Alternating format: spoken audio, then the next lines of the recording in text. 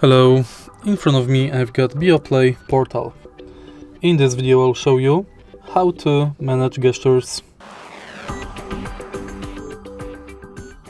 For daily use, tap twice on touch control panels to play pause.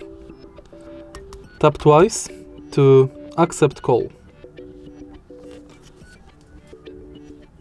Swipe upwards right here to increase volume and downwards to decrease.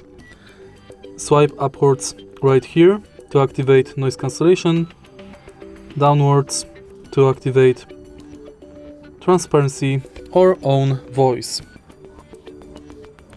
For gaming with Xbox, to mute, tap twice on either headphone, and to adjust chat game balance, swipe upwards or downwards on the left ear cup.